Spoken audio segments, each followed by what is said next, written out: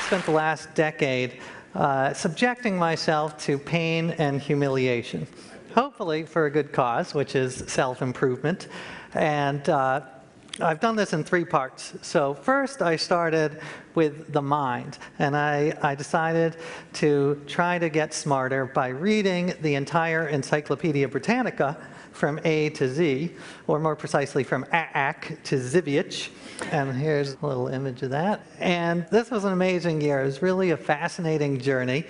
It was painful at times, especially for those around me. My wife started to fine me $1 for every irrelevant fact I inserted into conversation. So it had its downsides. But after that, I decided to work on the spirit.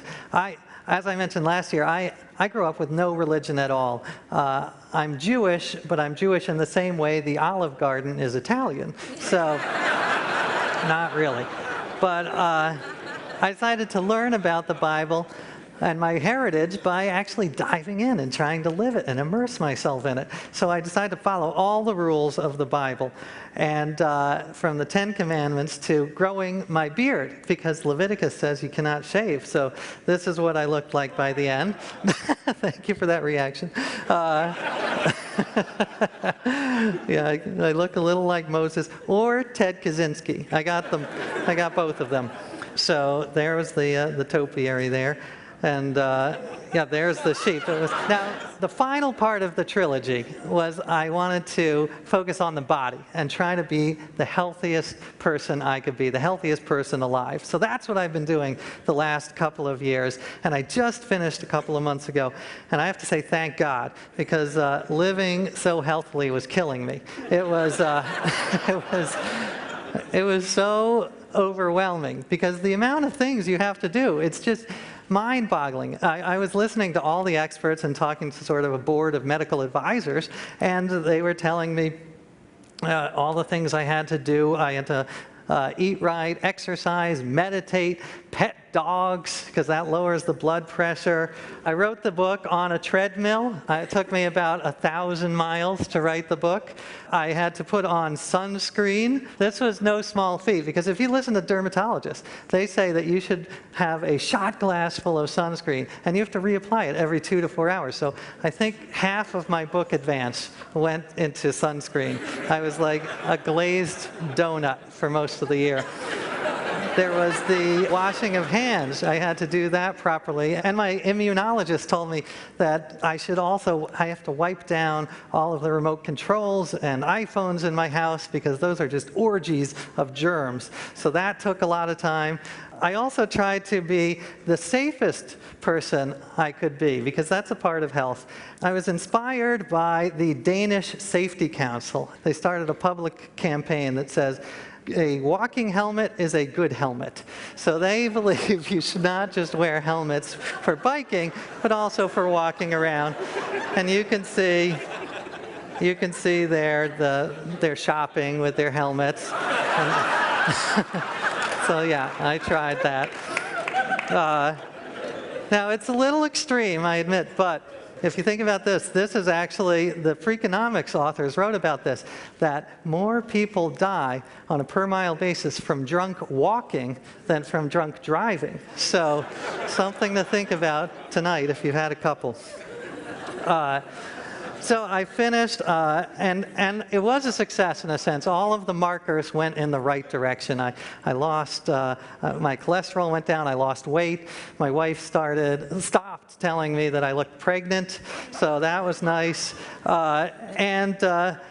It was successful overall, but I also learned that I was too healthy, and that was unhealthy. I was so focused on doing all these things that I was neglecting my friends and family. And as Dan Buettner can tell you, having a strong social network is so crucial to our health.